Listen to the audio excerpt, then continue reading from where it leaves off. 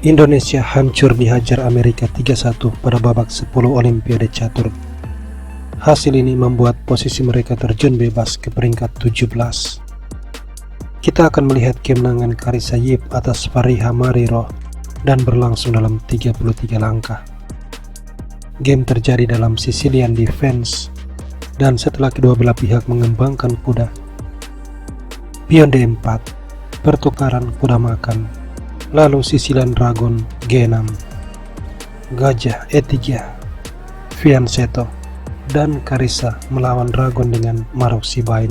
Sebuah pendekatan posisional yang sangat solid. Dan kita akan melihat bagaimana Carissa mengunci permainan Fariha. Kuda berkembang menyerang pion, pion dipertahankan, rokade, Gajah E2, D6, Carissa rokade, dan Gajah D7. Selanjutnya kuda C2, menteri C8, tapi F3. Dan setelah kuda E5, serangan pada pion B3. Carissa sama sekali tidak memberi ruang bagi Fariha untuk mengembangkan serangan. Gajah C6, benteng C1, lalu benteng D8, tapi kuda D5. Benteng melindungi pion dan menteri D2. Di langkah 15, Fariha melakukan kesalahan yang mengakibatkan dia kehilangan pion, yaitu E6. Kuda langsung ditukar, gajah makan dan menteri makan pion, unggul 1 pion. Benteng menyerang menteri, menteri kabur, dan menteri C7. Lalu benteng diadu, pion B6, dan kuda D4. Gajah E8, kemudian kuda diserang. Gajah berbalik menyerang menteri, menteri C1, lalu kuda C6, dan kuda menyerang menteri, menteri B7, dan E5. Fariha sama sekali tidak punya serangan.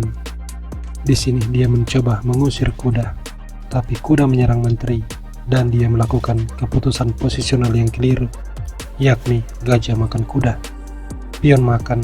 Dengan hilangnya gajah gelap, pertahanan raja memiliki terlalu banyak kelemahan dan ini akan dieksploitasi oleh gajah gelap dan menteri. Permainan berlanjut dengan kuda B8, lalu menteri C3 menguasai main diagonal petak gelap. Gajah C6, serangan pada pion, tapi F5, bersiap untuk meluncurkan serangan skakmat.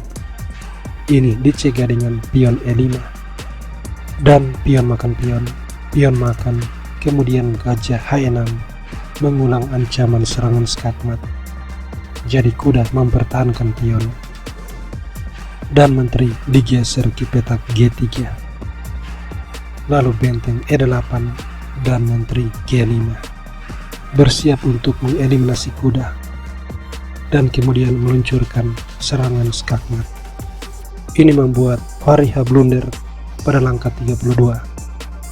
Dia menggerakkan kuda ke petak F8 dan langsung dibalas menteri F6, ancaman skakmat.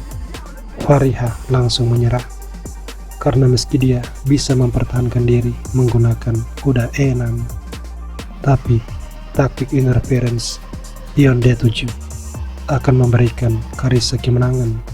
Sebab jika misalnya gajah makan pion, menteri makan pion skak, sesudah raja digeser, benteng makan gajah, dan Carissa pasti menang.